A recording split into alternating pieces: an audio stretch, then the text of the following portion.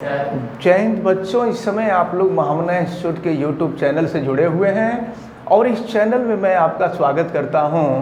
आज हम लोग class 11th chemistry first chapter रसायन विज्ञान के मूलभूत अवधारणाओं के अंतर्गत हम लोग रासायनिक संयोग के नियम पढ़ रहे हैं। और रासायनिक संयोग के नियम में आपको बताया गया था कि रासायनिक संयोग के मुख्यतया 5 नियम होते हैं, जिसमें पहला आपको द्रव्यमान संरक्षण का नियम बताया गया था, दूसरा आपको स्थिर अनुपात का नियम बताया गया था, तीसरा गुणित अनुपात का नियम बताया गया था और अब हम चौथा व्युत्क्रम अनुपात का नियम पढ़ने जा रहे हैं।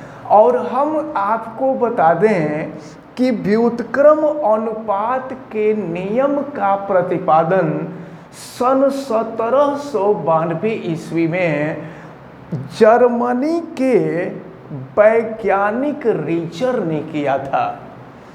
अब ये व्युत्क्रम अनुपात का नियम क्या है, इसको जानने से पहले मैं आपको बता दूं कि अगर आप इस चैनल पे नए हैं तो चैनल को सब्सक्राइब जरूर कर लीजिए और आपके जितने फ्रेंड हैं सभी फ्रेंड से चैनल सब्सक्राइब करने के लिए बोलिए, क्योंकि यह एक ऐसा चैनल है जहां बहुत ही रोचक तरीके से आपके हर सब्जेक्ट के वीडियो लोड होते हैं। आप उनको अच्छी तरह से देखें, अच्छी तरह से समझें और इस वीडियो को मैक्सिमम स्टूडेंट तक शेयर करें ताकि मैक्सिमम स्टूडेंट इन वीडियो का बेनिफिट ले सकें। और अगर अब जो है अगर किसी प्रकार की कोई दिक्कत आपको समझ में आती है तो कमेंट करके आप बतावें और फिर बेल आइकन को भी प्रेस करें और हाँ, वीडियो को आप लाइक जरूर कीजिएगा।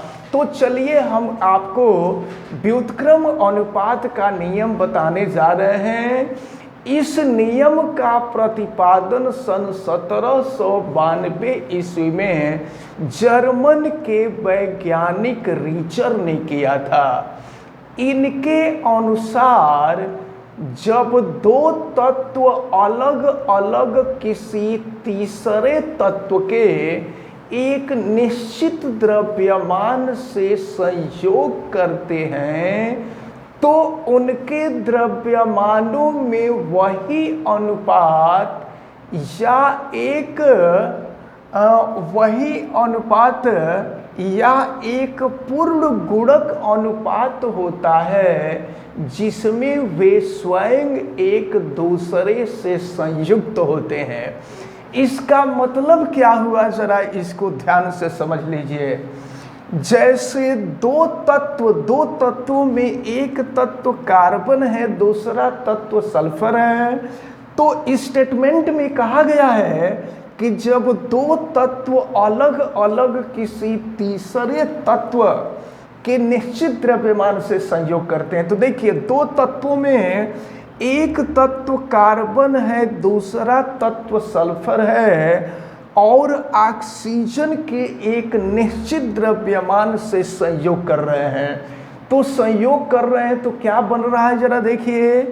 कार्बन ऑक्सीजन से संयोग करके कार्बन डाइऑक्साइड बनाता है और कार्बन तथा ऑक्सीजन के भारों में अनुपात देखें तो कार्बन का परमाणु भार 12 होता है, ऑक्सीजन का परमाणु भार 16 होता है, लेकिन यहाँ पर ऑक्सीजन के 2 परमाणु हैं तो 16 दूना 32 हो जाएगा, यानी 12 संबंधी 32। तो अगर 12 संबंधी 32 का हम अनुपात निकालें तो 4 से भाग देंगे तो 4 से 12 हो जाएगा और 32 में भाग देंगे तो फिर ये जो है 4/32 हो जाएगा, 4 से 12 और 4/32 हो जाएगा। तो इस प्रकार हम देख रहे हैं कि कार्बन और ऑक्सीजन के भारों में एक पूर्ण गुणक अनुपात है, यानी 3 संबंधी 8 का अनुपात है। तो यह कार्बन जब ऑक्सीजन से क्रिया करके कार्बन डाइऑक्साइड बनाया तो कार्बन और ऑक्सीजन के भारों में 3 संबंधी 8 का अनुपात मिला। इसी तरह से अगर सल्फर ऑक्सीजन से संयोग करके सल्फर डाइऑक्साइड बनाता है तो सल्फर का परमाणु भार 32 होता है, ऑक्सीजन का परमाणु भार 16 होता है, लेकिन ऑक्सीजन के 2 परमाणु हैं तो 16 दूना 32 हो जाएगा।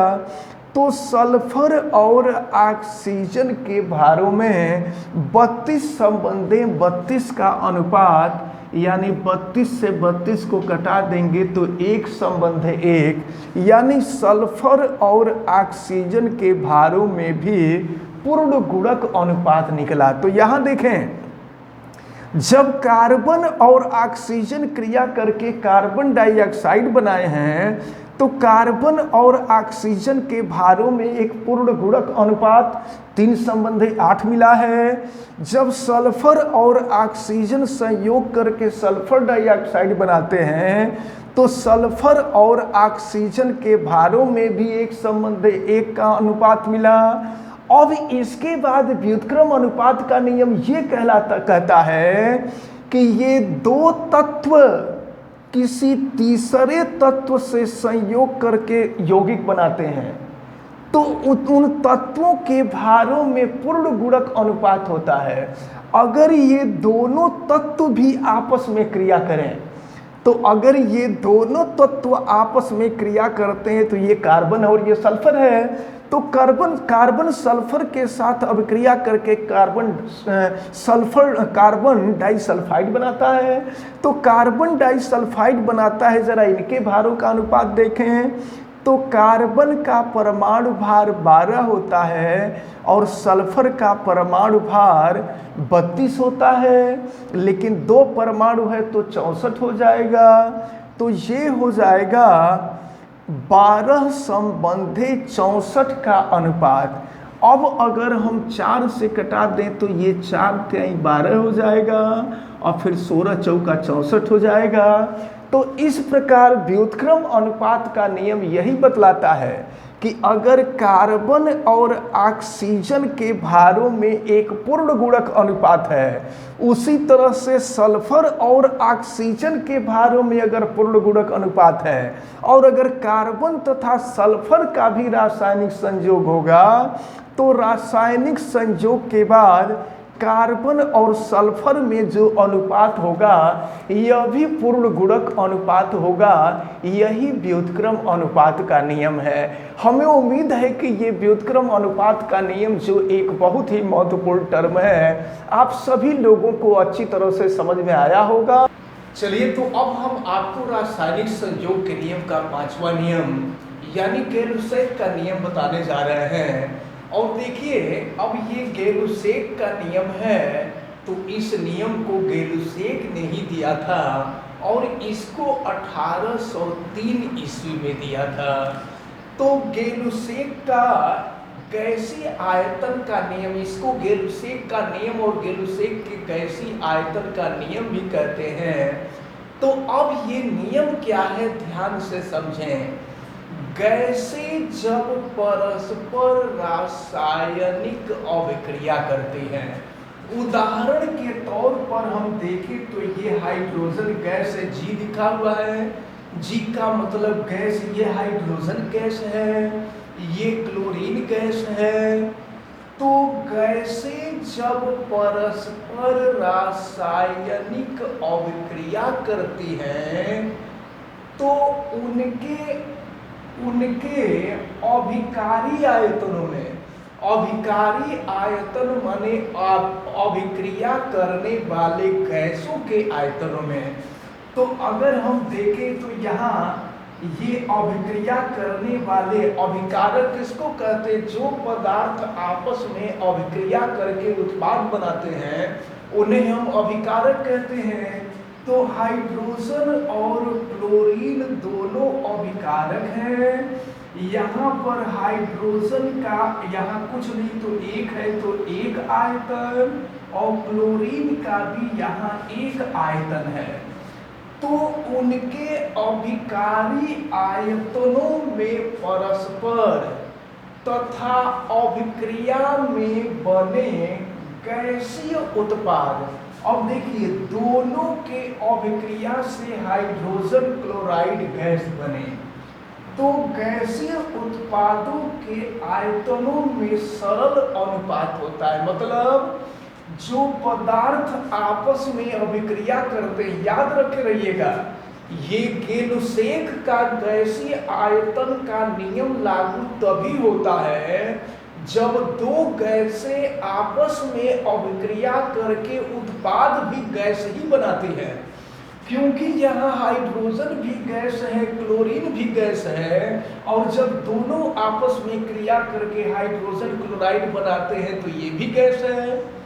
तो इस नियम का कहना यह है कि गैसीय उत्पादों के आयतनों में, यानी अभिकारक के आयतन और उत्पाद के आयतन में एक सरल अनुपात होता है।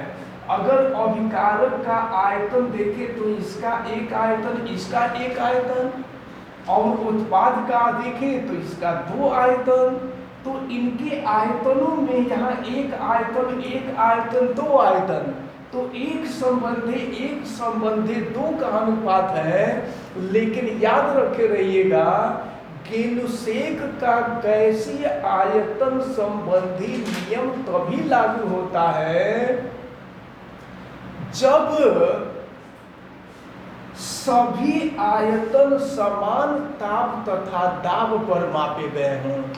तो हमें उम्मीद है कि गेलुसेक के गैसीय आयतन संबंधी नियम के साथ साथ रासायनिक संयोग के जो पांचों नियम, जो जिसमें से 3 नियम पिछले वीडियो में हैं और 2 नियम इस वीडियो में हैं, तो ये पांचों नियम आपको अच्छी तरह से समझ में आया होगा। ये एग्जाम में पूछे जाते हैं और ये टर्म्स काफ़ी महत्वपूर्ण है, इनको आप लोग बहुत अच्छी तरह से तैयार कीजिएगा। आप वीडियो को लाइक ज़रूर कीजिएगा। अगर आप चैनल पे नए हैं तो चैनल को सब्सक्राइब भी कीजिएगा, बेल आइकन को प्रेस कीजिएगा ताकि प्रतिदिन पढ़ने वाली वीडियो की सूचना आप तक पहुंचती रहे। और आप बेल आइकन को प्रेस जरूर कीजिएगा। आप सभी लोगों का बहुत बहुत धन्यवाद। जय हिंद।